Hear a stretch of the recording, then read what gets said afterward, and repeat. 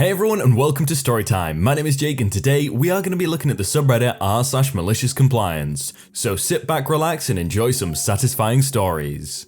Prove I broke my arm? Sure. Background. Way back in the magical year of 2000, I was a teenager attending a summer camp. Usually it was a day only. Tons of outdoor activities, canoeing, hiking, swimming, archery, the works. I did not break my arm doing any of these. For the older 2 years of kids, they would host an overnight intense once a month. I was 13 and finally allowed to go, and very excited. Got my tent, sleeping bag, and friends. The night went as you would expect when there's 20 13-year-olds in tents with the adults nearby. We tried to pull as many stupid stunts as we could get away with.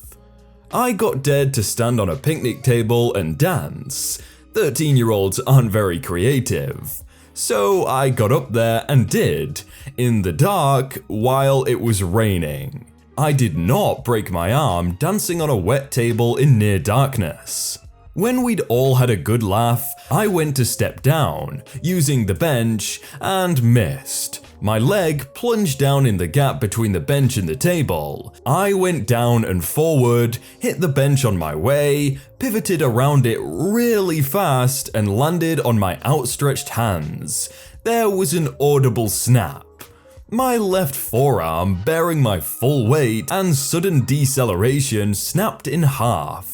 Didn't even break the skin. I remember rolling over, seeing my arm with suddenly 2 elbows, panicking and pushing it back into place. Not perfectly, obviously, it was broken, but it was no longer at a 90-degree angle. That's when it started hurting a lot. The ambulance took forever to get to us as they kept missing the turnoff of the campsite. I found out later they drove past it most of that time. Eventually it arrives, I'm loaded in and it's off to the hospital. When we finally arrive, it's been about an hour since I broke my arm. It's been in intense pain the whole time and the EMTs hadn't given me anything for it. I don't remember why, the whole ride is very fuzzy.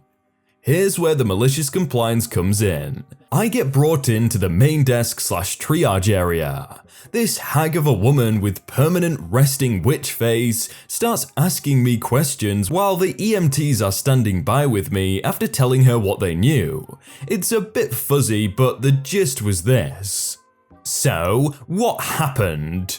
I fell and broke my arm. It really hurts. The EMTs said you could give me something while I wait.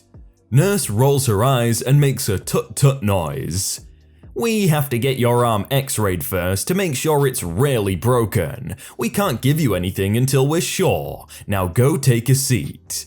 I'm sure it broke in half. The nurse, smirking, really? You broke it in half? Prove it. I swear, I get kids like you all the time looking for stuff to take. Now I am beyond ticked. I've been in agony for over an hour and this woman is treating me like absolute garbage. Even if it were just a sprain, shouldn't that warrant some kind of pain management? I'm holding my arm, think for a second and decide. Screw it. As the EMTs are about to interject, I raise my left arm, grab the far end of my forearm with my right hand, and push. It bends very, very far. Her face drains of all color, and she looks like she's going to be sick. She immediately gets on the phone. I'm now in 10 times the amount of pain, but I'm grinning as only a disturbing teen can. It took them less than 5 minutes to put me in a room, pump me full of morphine, and set my arm in a temporary wrap.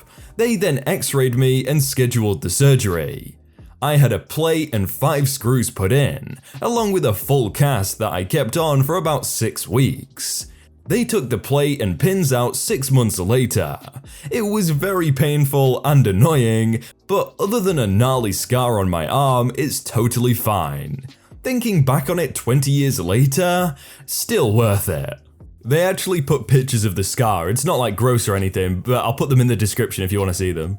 I need help lifting everything over 35 pounds? Say no more. I was working at a pretty large manufacturing facility, in the largest, area-wise and employee-wise department. The parts that the company manufactured were all shapes and sizes, between half a pound all the way up to about 150 pounds. There were a few hoists around for some of the very large parts, but it was widely accepted that if you were capable and felt like it, you could pretty much lift and move whatever you wanted. Company policy at the time was that anything over 60 pounds required a team lift, but the job required lifting/repositioning these parts once every 1 to 5 minutes, so management mostly turned a blind eye for the sake of efficiency and productivity. On top of this, I was one of the most efficient and productive on the shift with the fewest errors, and because of this, my supervisor at the time let me get away with a lot more than I should have. So, as it always goes, the supervisor moved on and we got a new one who immediately had it out for me. He'd get on me about saying hi to people I passed on my way to the bathroom. There were a few times he waited outside the bathroom for me, discreetly of course, but he'd always be watching the door when I came out.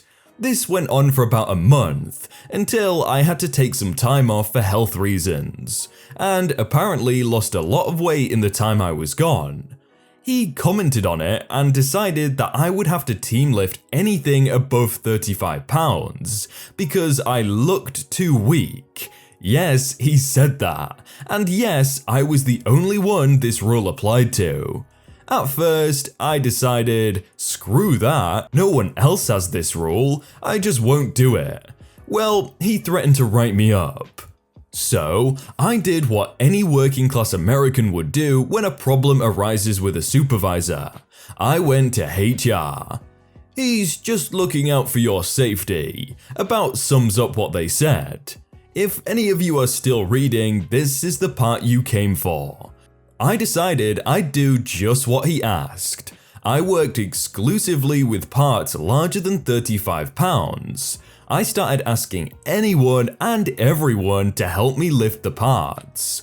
All of us in the department got along fairly well, and no one really liked this supervisor. I would find people across the department doing critical or time-sensitive things, explain what was going on, and ask them for help lifting, and they'd happily oblige out of spite for the supervisor. We'd really put on a show too. We'd make sure the part was in absolutely perfect position before lifting, count to 10 just to make sure we had enough time to prepare, and carefully walk the part to where it needed to go. If the part was over 100 pounds, I would find 2 other people to be absolutely sure that I was never burdened with more than 35 pounds. My normally great numbers took a nosedive, and the high-dollar parts that I worked on weren't moving out of the department as fast as they were before.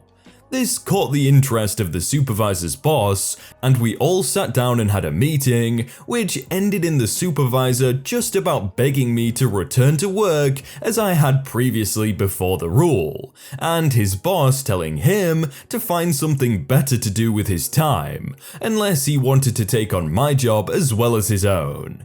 The cherry on top was that this supervisor got investigated and later fired after more than 10 harassment claims. I can just imagine like 4 different people all lifting one 100-pound box going, alright, 1, 2, 3, all the way to 10 and just annoying everyone. Changed my insurance plan without consent? Okay, then I guess you're not getting paid this huge deductible. A few days ago, I got an alert from my bank about a large charge made by Kaiser Health Insurance. Kaiser defended it by explaining that they had received a notice from our state insurance exchange telling them that I should be enrolled in a premium plan, backdated to January the 1st, and owed an additional $2,900 in back premiums. Kaiser had also charged my plan to add my ex-husband and remove our daughter. I said that was wrong and I had been paying for a high deductible plan, still $500 a month, and had received no benefits this year. They said it couldn't be fixed unless the exchange sent them an update. The exchange said it was Kaiser's issue, and I would have to call them. After hours of back and forth, it seemed we had reached a resolution and the exchange was going to send an update, to be received in 10 business days. 2 days later, today, I got a call from a number I did not recognize. It was a man who said he was from the exchange and asked for my full name, date of birth, and last 4 digits of my social security number. I apologized and said I couldn't provide those details on an incoming call, and offered to call him back. He said it was no problem and provided me with a case number to give when I called back. Hung up and called back immediately. The people who work at our exchange are some of the dumbest I have encountered. It's like talking to bricks that have a misplaced sense of superiority. The woman who took my call back was no exception. Apparently, in a douche power move, the guy had closed my case and said it was because I refused to provide my PII. I think that means personal identity info. I felt defeated and angry as I asked for a supervisor. I had already sunk several days and many hours of phone calls into this issue. The rep argued with me and said a supervisor couldn't do anything as the only person who could help me was the person I had refused. She eventually agreed to connect me with the supervisor. After 25 minutes on hold, I was crying and just hung up and sought outside counsel. It was suggested I file a complaint with our state insurance advisory board, which I did, but it was going to be a Wednesday before I heard back from them, and I wanted my money back ASAP.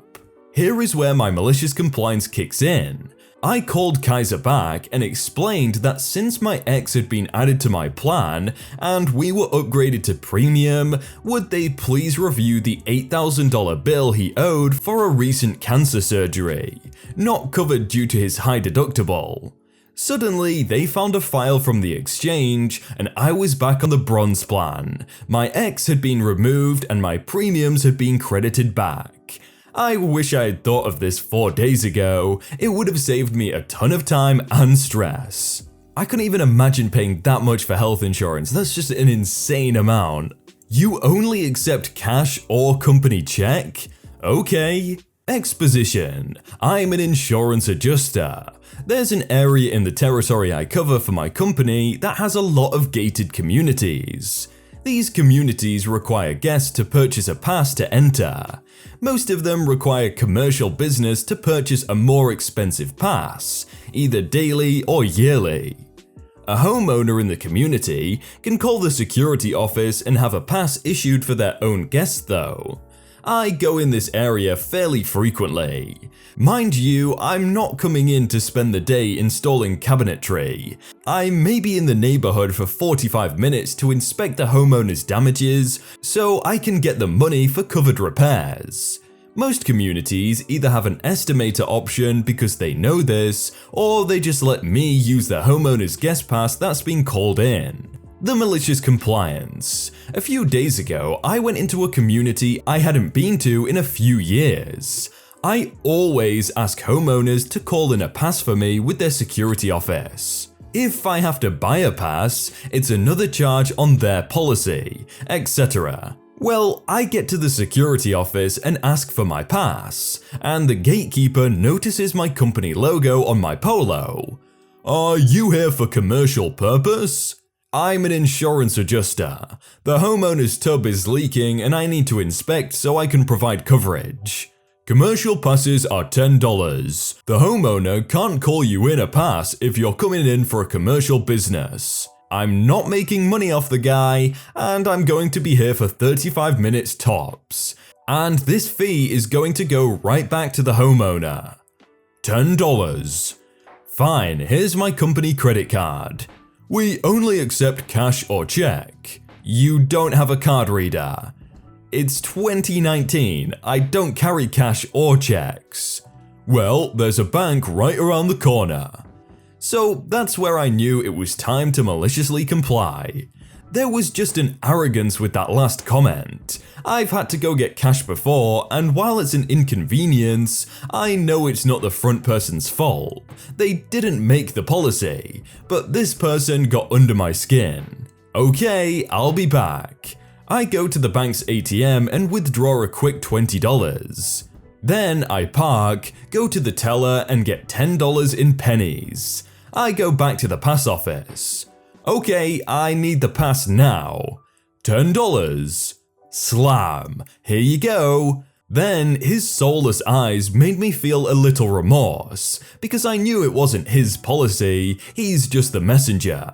Listen, this isn't a message for you, it's for your boss. Tell them it's 2019, almost 2020. Buy a darn card reader. Next time I come back and I have to pay in cash, I'm going to start breaking rolls open. I got my pass, did my job, and went on with my day. Surely you should have just messaged the customer saying, "Oh, I couldn't get in because you didn't give me a pass and I'm not paying $10. Hey everyone, I hope you all had a really good day and that you enjoyed that video. If you want to check out some other videos, then click on screen right now or check out the playlist down below. If you enjoyed that video, then please do leave a like. And if you want to submit your own stories, then you can do so by joining the Discord in the top link in the description. But thank you so much for watching and I will see you very soon.